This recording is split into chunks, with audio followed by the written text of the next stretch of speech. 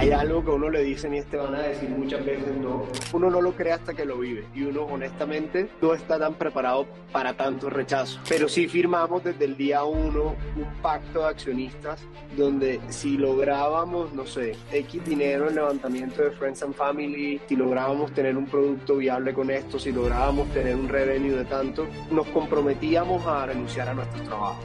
Lo que no quiere un fondo es que él sea el único que invierte en una startup, sino que por lo menos hayan otros dos que si las cosas pues no van tan bien, pues puedan decir, bueno, no fui el único que invirtió acá, ¿no? Más o menos se presentan 20.000 empresas por batch. La entrevista también tiene un tema y son 10 minutos la entrevista únicamente. Y creo que muchos de los founders sí tenemos ese psiquis de que éramos los que vendíamos en el colegio las cosas. Yo era esa persona. Yo creo que esto se romantiza más desde afuera de cuando uno lo vive adentro. La capacidad de ejecución lo es todo. En una startup tienes recursos limitados, tienes todo en contra para que las cosas no te salgan. Para mí ha sido sorprendente. Si tú me hubieses dicho que esto iba a pasar en mi vida hace 2 años y medio, no me lo hubiese imaginado nunca. Creo que encontré mi lugar en el mundo, en cierta manera también. Este episodio fue patrocinado por Torplay Marketing. Bueno, comenzamos con un nuevo episodio de Torplay Talks el día de hoy. Hoy traemos un gran invitado, Juan Luis Pérez, CEO y co-founder de Emilio Pay, una empresa que ha pasado por YC, Y Combinator en el año 2023, si no me equivoco. Gracias, Juan Luis, por venir hoy a Torplay Talks a platicar un poco. Y la primera pregunta que te tengo, para que todo el mundo te conozca, es ¿qué vendes y cómo lo vendes? Para en un minuto poder entender y que todas las personas que estén viendo este podcast puedan saberlo. Perfecto, muchas gracias Jan, gracias Andrés, un saludo a todos los que nos están viendo y escuchando. Bueno, ¿qué vendemos Emilio? Emilio vendemos la primera solución de pagos en tiempo real en Colombia.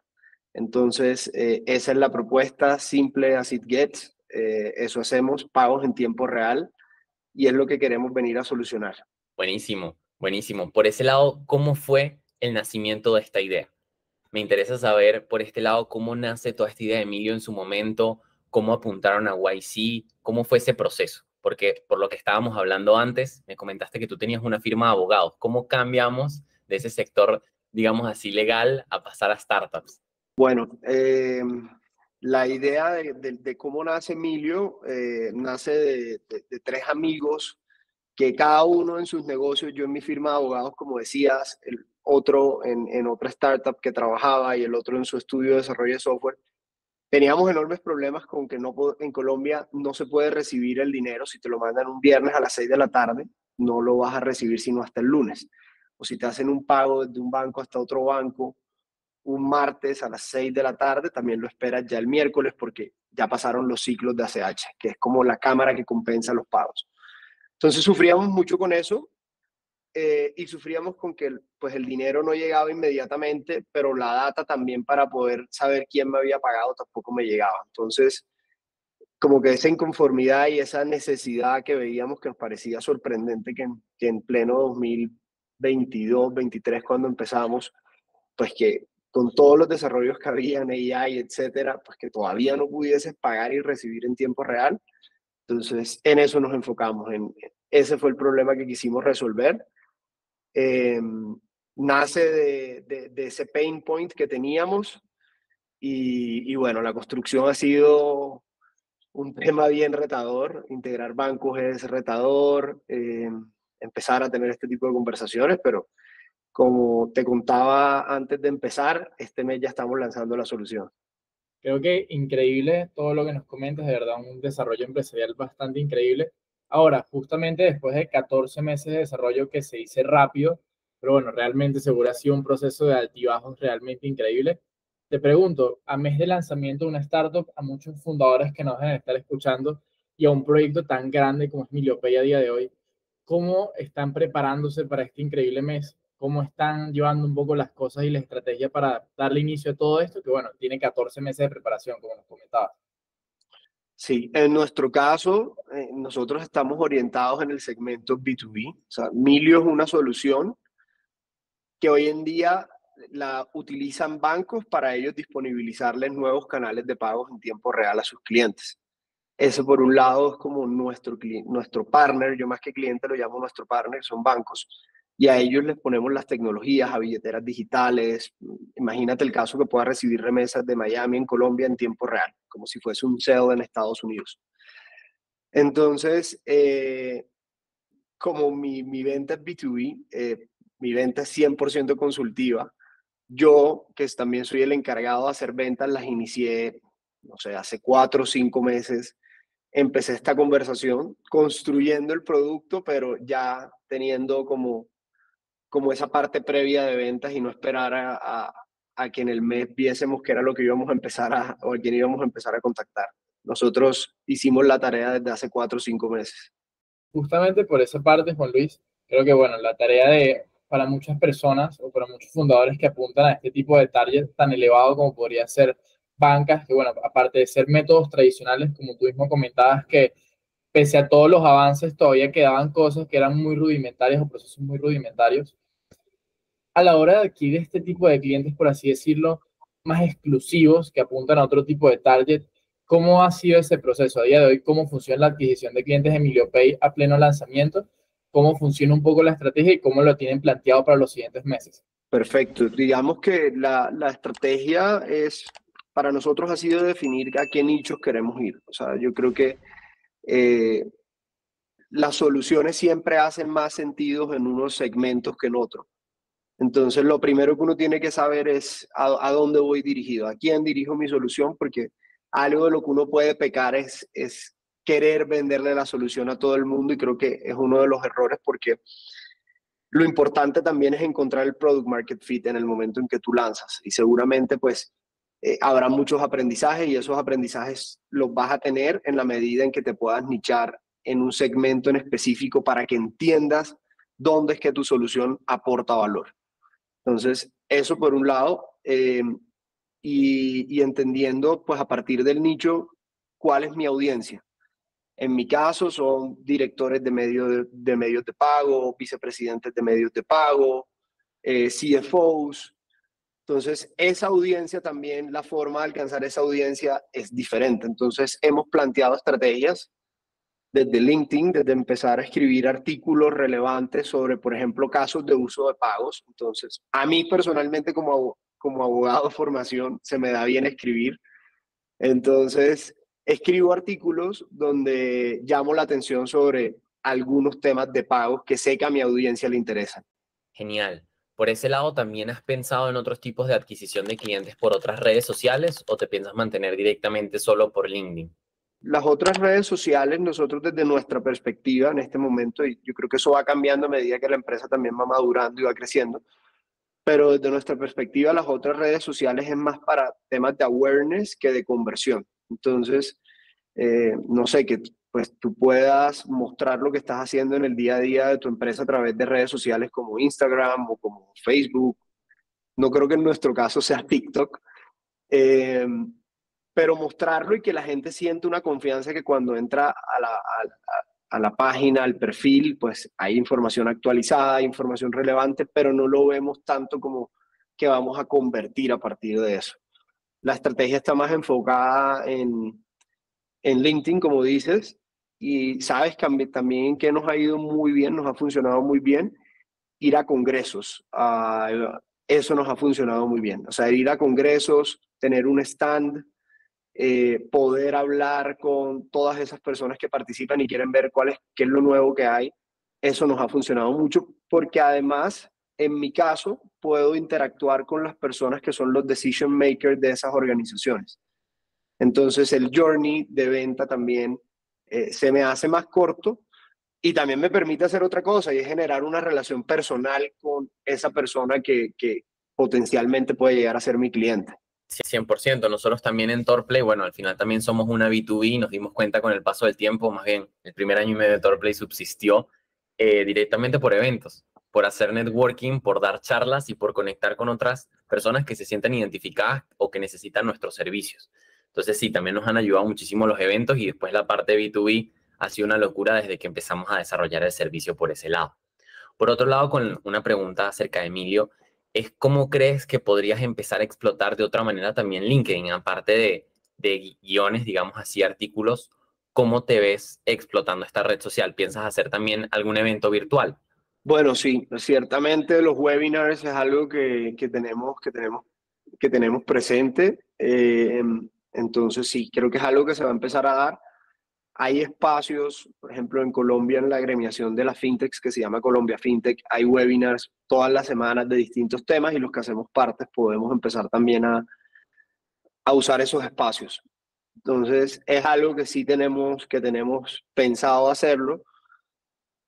Siempre preocupa un poco la convocatoria en los webinars. A veces uno, cuando ve las estadísticas también de cuánta gente participa, ahí empieza uno a decir, pero en esto yo creo que uno tiene que testear, o sea, es el testeo el que finalmente te termina diciendo hacia dónde está. Uno no puede no enamorarse de las ideas, sino que sean los hechos los que le vayan diciendo a uno hacia dónde tiene que estar dirigida esa estrategia de marketing. 100%. Creo que al final es, como comentabas, validar todo lo que va funcionando y lo que no va funcionando y al final explotar lo que funciona e ir dejando atrás lo que no va funcionando. Yo creo que es un principio principal de cualquier startup que quiera empezar a crecer y sobre todo en esas etapas iniciales que a lo mejor un fundador que está más dedicado a la parte del bootstrapping necesita como dedicar esos capitales de forma más estratégica.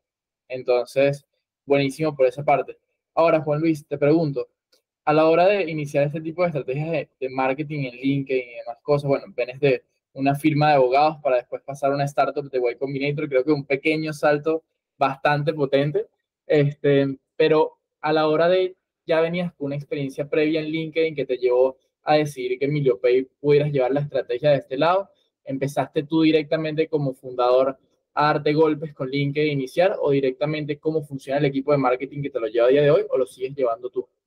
Bueno, afortunadamente tengo uno de mis cofundadores, Daniel, había trabajado en una startup en temas de marketing, entonces ya conocía, aun cuando su segmento era más B2C, pero pues tenía los fundamentals de esto y él nos ha ido ayudando. También es cierto que mientras hemos ido construyendo la solución, eh, digamos que eso ha estado un poco ralentizado la comunicación. Ahora es donde vamos a empezar de manera efusiva a, digamos, a regar la voz de Emilio por todas partes. Por ejemplo, a nosotros también nos funciona mucho lo que son notas periodísticas en diarios económicos. Por ejemplo, eso es algo que a mi audiencia le llega inmediatamente. Entonces ahí hemos empezado, lo hemos manejado internamente hasta ahora, pero ya tenemos un equipo de comunicaciones externo que nos está ayudando como a empezar a manejar y a definir eso. Y nada, así lo estamos haciendo hasta ahora.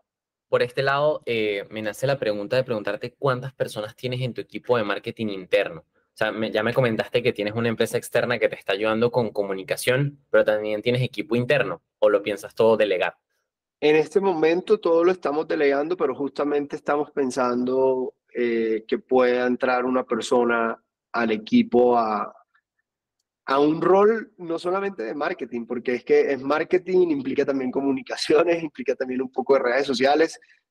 Una startup al principio hay que hacer de todo, entonces no estamos todavía en ese momento donde hay un grado de especialidad tal donde tengas una persona para un community manager, que además tengas una persona solo de mercadeo, que tengas solo una persona de PR. Yo creo que esa persona también que estamos buscando tiene que ser alguien que pueda reunir un poco de esas tres características. ¿Cuál crees que es la característica principal que tiene Emilio que se diferencia de las demás empresas, digamos así, competidoras en tu sector, que me imagino que cada vez están naciendo más buscando y dando este mismo tipo de soluciones? Yo creo que la primera característica es el equipo que tenemos, un equipo de unas altísimas calidades, y lo segundo, la capacidad de ejecución. Yo creo que en esto la capacidad de ejecución lo es todo. O sea, en una startup tienes recursos limitados, tienes todo en contra para que, no, para que las cosas no te salgan. Si tú te pones a ver las estadísticas realmente, yo creo que esto se romantiza más desde afuera de cuando uno lo vive adentro. Pero la capacidad de ejecución, eso tiene que ser un tema número uno en cualquier startup. Claro, aprender a aplicar y mostrar Hacer que también las un poco. cosas pasen, hacer que las cosas pasen. O sea, no me preguntes cómo, pero las cosas tienen que pasar. Punto. 100%. Juan, cuéntanos un poco cómo fue este proceso, porque obviamente, bueno, sabemos que estabas comentando que los procesadores de pago en su momento en Colombia era un proceso tedioso y de aquí nace toda la idea de Emilio, pero un proceso que bastantes fundadores le interesa y bueno, ya obviamente la parte de comercializar y empezar con todos los mensajes de venta, creo que es bastante bonito porque es como lanzarse al barro, pero sabemos que tuviste 14 meses de desarrollo de la plataforma, que seguro fueron muchos altibajos dentro del equipo. ¿Cómo fue todo este proceso? Y más que todo, apoyado de una de las aceleradoras de startups más grandes del mundo. ¿Cómo fue todo este proceso? ¿Cómo ingresas a Y Combinator? ¿Y cómo fue todos los últimos meses, que seguro fue una experiencia de total locura? Bueno, entramos a YC. eh, el proceso es pues el proceso es como de esas cosas que te presentas y simplemente esperas a ver si de alguna manera te dan la entrevista, porque tienes que presentar un formulario. En ese formulario pues van videos, van demos, va el pitch deck, va bastante información relevante de los founders. Y Combinator es una aceleradora que tiene una característica, y es que invierte en empresas en etapas muy tempranas. O sea, etapas muy tempranas es casi que te digo que empresas en ideas todavía con un pitch deck únicamente. ¿Sí? Entonces, ¿por qué lo hacen? Porque para ellos el criterio más importante es quiénes son las personas que están detrás de eso y si pueden llevar a cabo esa u otra idea. Entonces, te presentas, más o menos se presentan 20.000 empresas por batch, 20.000 equipos. Y bueno, si pasas un primer filtro, luego tienes una entrevista con ellos y luego de esa entrevista básicamente te dicen si estás adentro o si no estás adentro. Entonces, con los americanos los procesos son muy straightforward, ellos son muy directos. La entrevista también tiene un tema y son 10 minutos la entrevista únicamente. Prácticamente no tienes tiempo de presentarte y tienes que prepararla muy bien. O sea, en nuestro caso escribimos, no sé, 200 preguntas de los que nos podían, no sé, interrogar o consultar, y cada uno sabía que tenía que responder, lo practicamos. Hay una técnica que a los latinos nos cuesta y es, la idea de esa entrevista es que te hagan la mayor cantidad de preguntas posibles en esos 10 minutos. Y los latinos a veces nos preguntan una cosa y nos quedamos los 10 minutos contestando esa única cosa. O damos mucha vuelta. Entonces lo primero es contesta y después si quieres complementar, pues lo das. Pero tratar de contestar en menos de 30 segundos cada pregunta. Claro, buenísimo, Juan Luis. Y por lo menos esa parte de, bueno, creo que Y Combinator es un hito y un sueño para cualquier fundador de startups. Entonces, creo que partiendo de ese punto, justamente tú que pasaste por ese proceso recientemente y que, bueno, estás en una etapa bastante motivadora para muchas de las personas que nos escuchan, directamente, ¿qué crees que fueron esos puntos claves, ya sea a nivel de redes sociales, a nivel de idea, a nivel de objetivos o a nivel de desarrollo personal como fundador, que crees que en Y Combinator evaluaron y fue un punto diferencial que los distintos cofundadores que nos estén escuchando puedan apuntar a ello o puedan fijarse en esos puntos que te ayudaron a ti a ser aceptado? Yo creo que lo primero es que teníamos un equipo integral. Cada uno tenía como una especialidad. Uno venía de trabajar en el mundo de pagos, yo venía de tener una firma de abogados y Daniel, mi socio, venía de tener un estudio de software. Entonces, como que ese mix es algo que para ellos les hace mucho sentido. Y otra característica que tiene YC es que normalmente, o sea, en el 99% de las veces, el equipo tiene que tener un founder técnico. Eso es fundamental. Que haya alguien que tenga la capacidad de desarrollar la tecnología en el equipo, sobre todo por algo, y es que cuando tú empiezas un modelo de negocio de esto necesitas iterar. Y si no tienes dentro del equipo la persona de tecnología que pueda ir haciendo esos ajustes, pues iterar te va a quedar muy difícil.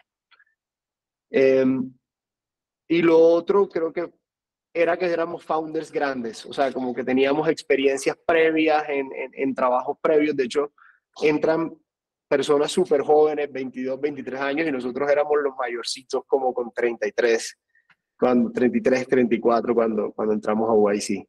¿Crees que por esa parte, Juan Luis, la edad haya sido una limitante o más que todo la has sabido de confortar a tu favor, por así decirlo? sea, cómo se siente el ecosistema, sabiendo que es un ecosistema tan joven y tan evolutivo, como se dice, de rápido crecimiento. ¿Cómo lo has llevado por esa parte? ¿Crees que la edad es un simple número? Y bueno, ¿cómo lo llevan también tus socios a día de hoy? Bueno, es que a los 34 uno todavía es un pelado. Entonces, realmente no, para mí ha sido sorprendente. Si tú me hubieses dicho que esto iba a pasar en mi vida hace 2 años y medio, no me lo hubiese imaginado nunca. Creo que encontré mi lugar en el mundo, en cierta manera también. Eh, entonces, nada, me ha tocado aprender de tecnología. A mí es el que más me ha tocado aprender. Yo venía de ser abogado, entonces, a pesar que me gustaba, entonces estudio en Platzi, ingeniería de software, o me meto a un curso en Platzi de programación en Python, etcétera. De pronto no hago los ejercicios, pero sí los veo para entender toda la lógica de lo que hay detrás. Sin duda, o sea, yo creo que la educación es algo clave y más para founders, co-founders de empresas, el entender todo lo que sucede, todos los procesos del equipo para saber dirigir y proyectar, creo que es algo muy importante, aunque tú no te encargues de ese proceso de generar ese código con Python. Yo directamente no soy experto en marketing como Andrés, que tiene 5 años de experiencia, miles de mentorías, charlas por todo el mundo, sino que también me ha tocado ir aprendiendo no solo del proceso de ver a los clientes, sino también de educación de marketing, porque al final es directamente el corazón del servicio. Por otro lado, Juan Luis, me nace la duda de saber cómo es ese proceso de levantar capital, porque por todo lo que pude indagar, Milio no solo ha levantado capital de Y Combinator, sino que también tiene otras empresas que lo han apoyado en todo este proceso. ¿Cómo es ese proceso para las personas que te están viendo que buscan levantar capital de una B2B? Bueno, yo creo que el proceso es un proceso difícil para todos, o sea, para todos en todas las etapas es un proceso difícil. Hay algo que uno le dicen y te van a decir muchas veces no, pero uno eso uno no lo cree hasta que lo vive, y uno honestamente no está tan preparado para tanto rechazo. Eso es una de las cosas que en los juegos mentales como founder uno tiene que tener muy claro, lo que uno está haciendo, el valor, y sobre todo que el valor de lo que uno está desarrollando se lo da a uno, no la validación de un tercero, o sea, y entender que de pronto tu solución tampoco, no todo el mundo quiere invertir en ella. Entonces fueron muchísimos no, fueron días, a veces recuerdo un día, un domingo, nosotros súper decaídos porque, no sé, no nos habíamos pasado una segunda etapa con un fondo que nos hacía mucha ilusión trabajar con ellos. Y nada, tocó darnos ánimo, pararnos, ¿qué hubo? ¿Qué pasó? Vamos para adelante. Porque uno, honestamente, uno no está preparado para tanto rechazo, pero bueno, finalmente siempre llega un fondo, y paradójicamente, después de que se monta el primer fondo, empiezan a llegar los demás. Alguien que cree en la idea más que todo, ¿no? Sí, sí, los fondos yo digo que son animales sociales, y yo creo que los que necesitan validaciones ellos entre ellos. Entonces, como que lo que no quiere un fondo es que él sea el único que invierte en una startup, sino que por lo menos hayan otros dos que, si las cosas pues no van tan bien, pues puedan decir, bueno, no fui el único que invirtió acá, ¿no? Entonces, son animales sociales que necesitan la validación de otros que ingresen. Pero nada, es un tema de persistir. Le diría a cualquier founder que sea muy juicioso con eso, o sea, que tenga un CRM, por ejemplo, donde lleve todo el flow de con qué fondos ha hablado, con cuáles quiere hablar, por qué quiere hablar, que los conozca bien antes de hablar, que reduzcan mucho el deck. Creo que eso es un problema de los founders latinos. Le mandan a los fondos de inversión unos deck con 15 o 20 diapositivas, nunca los van a leer. Eso lo aprendimos también, tratar de sintetizar la información, a veces nos cuesta. Y hoy en día definitivamente pues es paradójico porque se necesitan los fondos para tener tracción, pero hoy en día los fondos de inversión están pidiendo tracción sí o sí para invertir. No, y creo que al final, justamente, bueno, justamente cuando uno habla del animal que te identifica o algo por el estilo, justamente hablando de eso, creo que acá viene el término que se suele hablar bastante en el ecosistema startup, que es como este emprendedor cucaracha, por así decirlo, que por más de que lo pises y te digan no y 1000 veces no, rechazos y altibajos tan grandes que, bueno, unos bajos a veces uno piensa que no se puede levantar de allí, y realmente ese síndrome de persistencia, de de que uno a veces piensa que esto uno mismo está loco y que realmente sí hay un futuro, y sí hay un futuro, solamente que, bueno, es ese proceso de persistencia, y por eso creo que de ahí viene ese síndrome del emprendedor cucaracha, que puede sonar algo raro para algunos. Pero bueno, creo que eres un claro ejemplo de eso, Juan Luis, y realmente la historia es de admirar completamente por esa parte. Justamente, Juan Luis, de esto mismo me nace la duda de cómo es MilioPay de acá a los siguientes 3 años. A día de hoy me comentaste de que, bueno, ya están estableciendo estos procesos con bancos y demás cosas, pero ¿cómo lo ves próximamente? Ya que, bueno, vienes de una etapa de 14 meses bastante relevante. Ahora, ¿cómo son esas proyecciones a futuro? Ya que, bueno, tienes todo el trabajo de desarrollo casi culminado, que, bueno, sabemos que a la hora de lanzar una plataforma empiezan a salir problemas como todo, pero ¿qué tienes planteado para los siguientes 36 meses?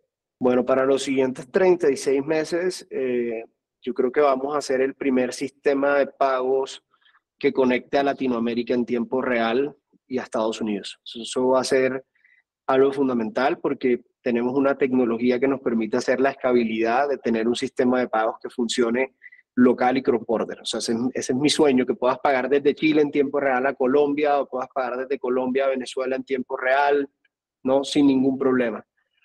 Y lo segundo es que nos vemos después de Pix como la entidad que mayor transacciones procese. Yo creo que uno saca Pix pues Brasil es un continente de por sí, pero nos vemos como la solución más grande en Latinoamérica, por lo menos con presencia en 6 países en los siguientes 36 meses. Debemos tener presencia en 6 países.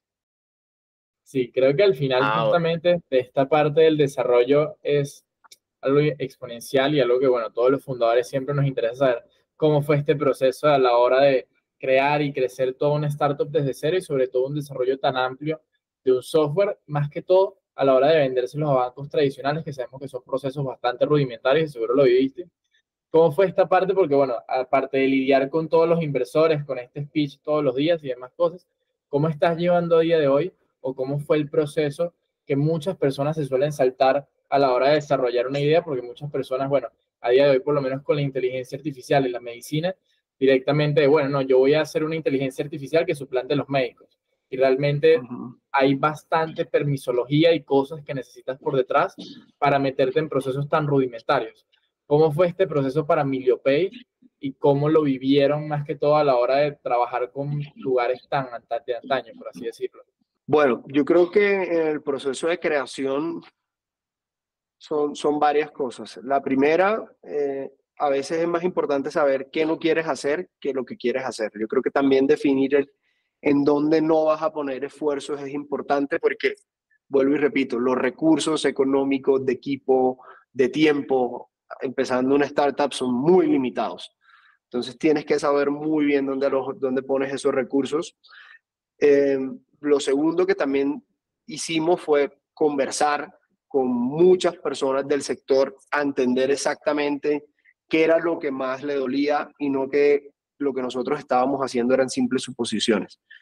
Creo que esa parte de tomarse el tiempo para hablar, para conversar, y eso hasta uno tiene que saber cómo hacer las preguntas, porque claro, tú estás tan enamorado de la solución que te imaginas en la mente que hasta las preguntas las haces como queriendo inducir a que te validen, ¿no? Entonces hay que tener mucho cuidado en eso, pero lo segundo que hay que hacer es eso, conversar con muchos. Una vez tienes definido cuál es el punto que quieres solucionar, y en la estrategia con los bancos, realmente nosotros es conocer con quién vas a hablar. Entonces nos leíamos desde los informes, los estados financieros, para entender ese banco, a qué segmento va. Todos los bancos no atienden a las mismas personas ni a las mismas empresas, ¿no? A pesar de ser bancos, cada uno también tiene su nicho.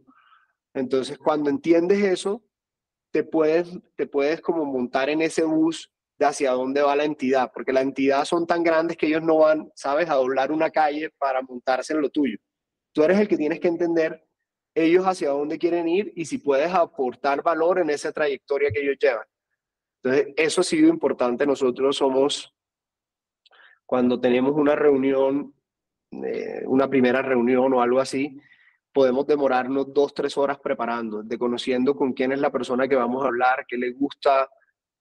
Bueno, temas de lo que se pueda entender de la persona y ya después de la entidad de hacia dónde va, ¿no?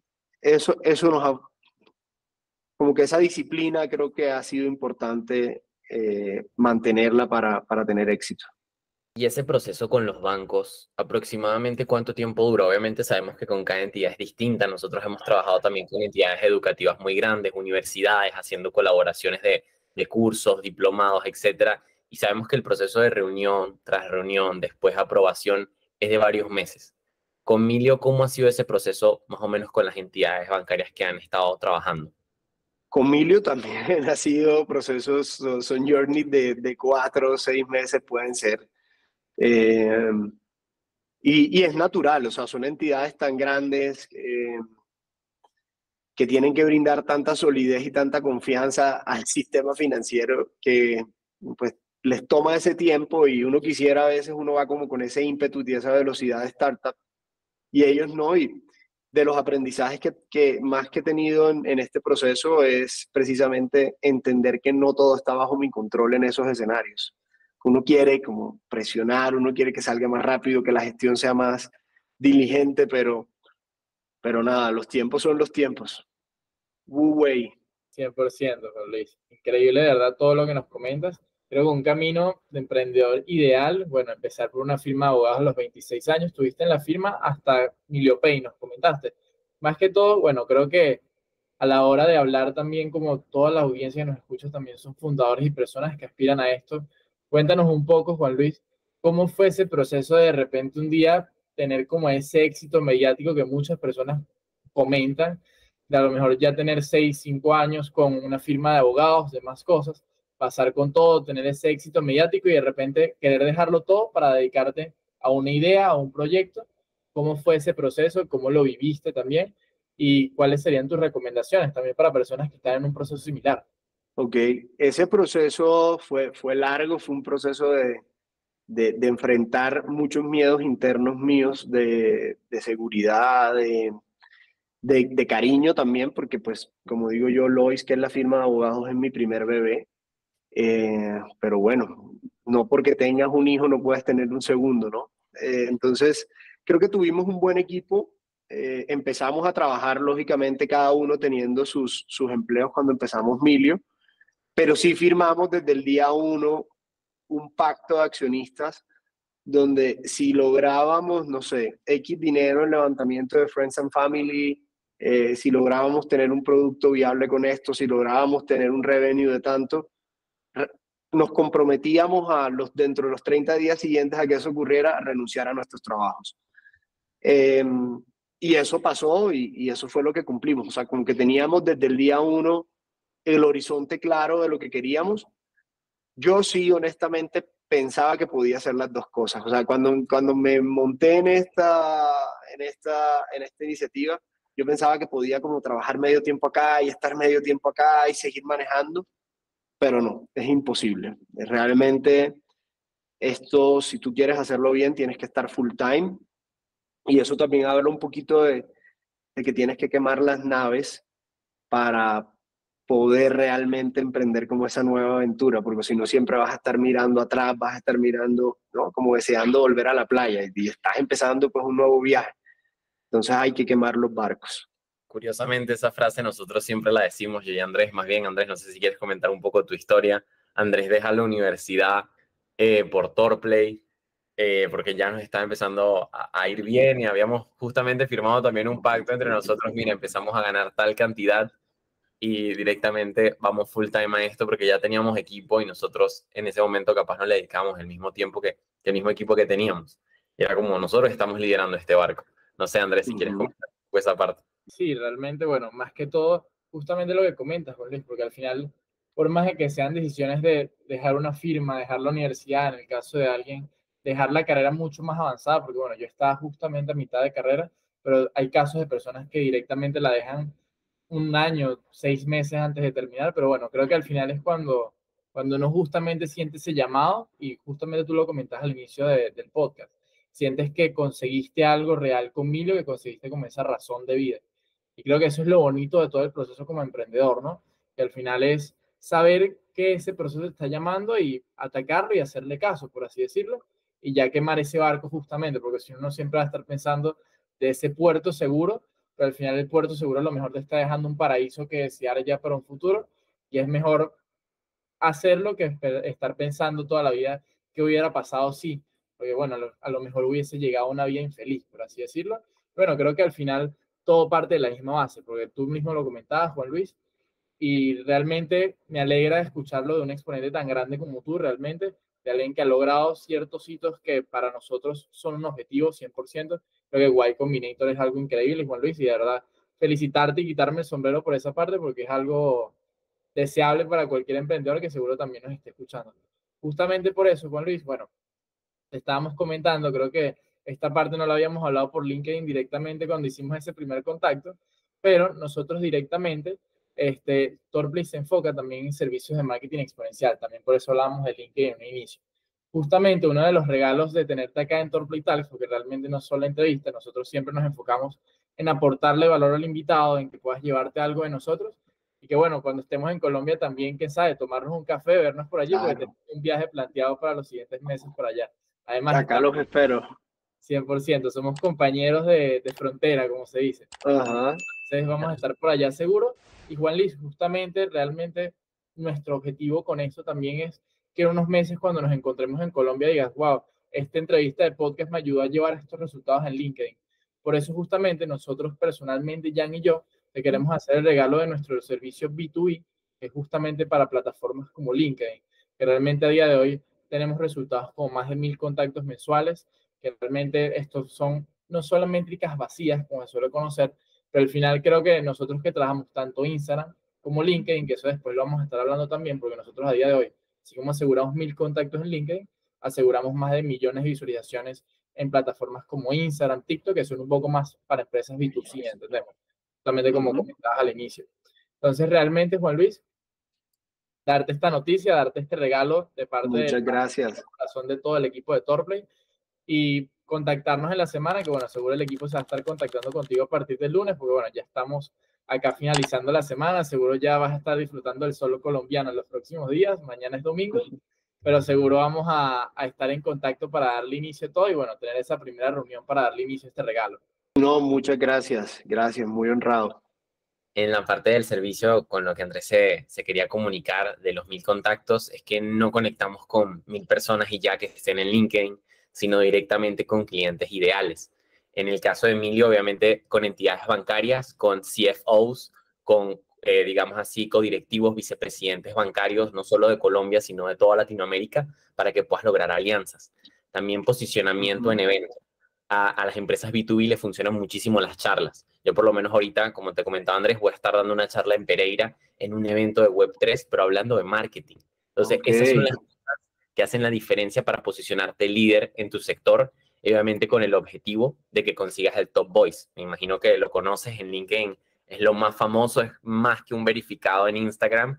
El top voice, imagínate en finanzas o para una empresa de Web3 en blockchain, es, digamos así, el reconocimiento más alto que puedes tener en redes sociales y aparte hace que todos esos artículos que tú publiques se posicionen número uno en el buscador SEO. Y eso va a hacer que te lleguen muchísimos más clientes, aliados e invitaciones a eventos. Entonces, por eso te lo queríamos regalar, por eso te queríamos traer al podcast también, para poder conocerte, que pudieras aportar valor a toda nuestra comunidad y darte un regalo, porque siempre intentamos dar esa milla extra, sin duda. El crear un ecosistema de valor, un círculo de valor es algo muy bonito.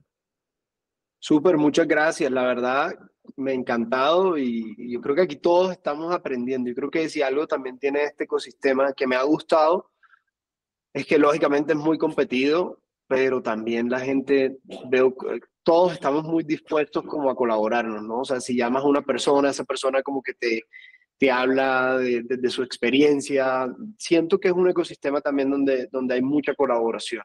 100%, 100%. Y realmente es algo bastante bonito porque al final vivimos en un mundo colaborativo, como tú dices, y creo que no solamente para la parte laboral, sino realmente para todo lo que implique crecimiento. Es siempre bueno compartir experiencias, como dice Jan, justamente también fomentar ese círculo de valor que cada vez se hace más y más grande y bueno, cada vez se hace más y más abundante. Porque valga la redundancia, lo que abunda en el mundo es la misma abundancia. Entonces, buenísimo por esa parte, Juan Luis. También se me ocurre, bueno, una alianza ahí con Startups Latam, no sé si los conoces, pero es la firma de eventos más grande de startups en Latinoamérica.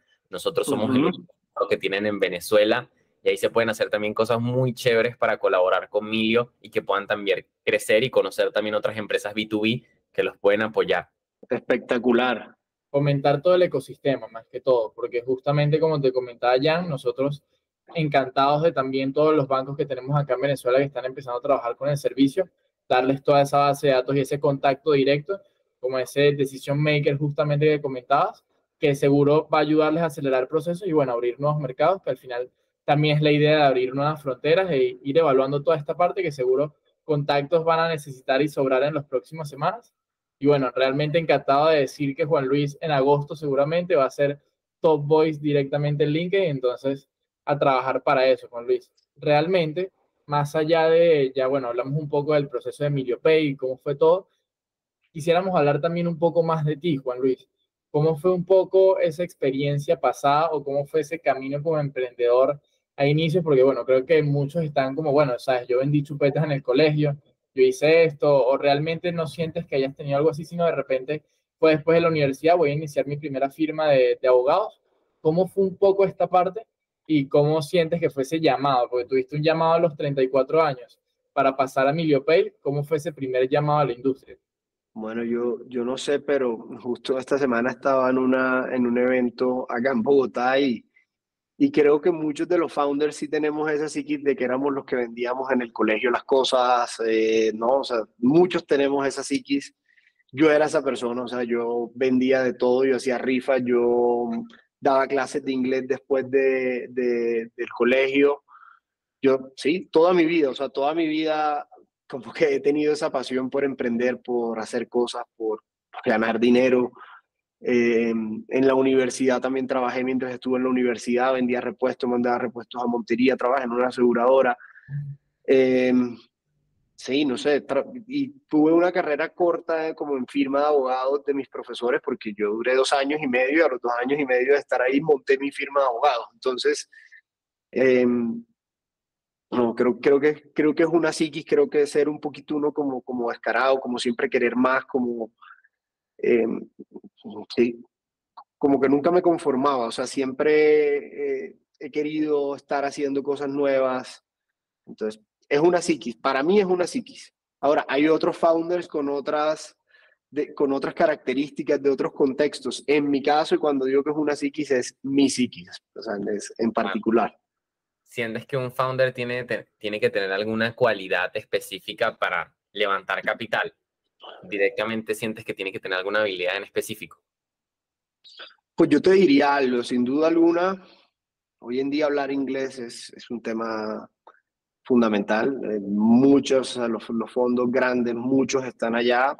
Inclusive te causa risa que a veces te pone una cita a alguien con un nombre latino y cuando vas a las reuniones, pues un americano de padres latinos que creyó allá, pero la reunión es en inglés 100%. Entonces, digamos que más que habilidad, eso yo creo que es una capacidad que se aprende y a todos los founders, en mi caso me ha tocado volver a desempolvar temas de inglés, estudiar inglés, tener profesor de inglés, nos toca, o sea, esto es una, si esto no te lleva a sacar un 200% de lo que tú eres, no lo estás haciendo bien. Y la otra habilidad que para mí realmente debe tener un founder es saber encontrar también otro buen founder. Creo que este camino solo es muy difícil. O sea, ser solo founder, yo digo que son unos superhumanos. Yo no me imagino haciendo esto sin mis dos socios, o sea, no, de ninguna manera. Entonces, porque cada uno son tantas cosas que hay que manejar que no tienes, ninguno tiene todas las capacidades. Entonces, eso es importante. Qué increíble, ¿verdad? Una historia digna de admirar más que todo. Ahora, Juan Luis, bueno, realmente creo que ha sido increíble también toda la cantidad de valor que nos ha aportado a lo largo de esta hora que llevamos grabando. Realmente, lo único que nos queda por preguntarte, más que todo para las personas que te están escuchando, es directamente, ¿qué crees o cuál crees que es ese factor diferenciador a la hora de primero escoger un socio Y segundo, recomendaciones que le darías a las personas a la hora de esas etapas iniciales de startups, que los 3 primeros meses que definen los años que vas a llevar después junto con ellos. Ok, yo creo que definitivamente una de las características tiene que ser que entiendas ese background y te tomes el tiempo de conocer el background y de estar con esa persona. O sea, no es un tema como de ponerte una cita y sí, no sé, tengo una experiencia en esto, no. O sea, sí tienes que validar esa experiencia, pero también tienes que pasar tiempo con esa persona hasta que lo definas. Lo otro que los americanos, los gringos son geniales en lo que hacen es cuando empieces tener un acuerdo de vesting, un vesting agreement que te permita que cada uno vaya redimiendo en el tiempo esa participación dentro de la compañía. O sea, y eso tiene mucho sentido en la medida de que son negocios de muy largo aliento donde tienes que estar 100% todo el tiempo. No hay lugares a que estés hoy sí, mañana no, intermitente, no. Tienes que tener una dedicación 100% si quieres que sea exitoso. Y el acuerdo de vesting creo que también pone las reglas muy claras y ayuda mucho a que esa relación se dé sanamente, porque todos tienen la misma expectativa, todos tienen el mismo horizonte, todos saben que hay un tiempo.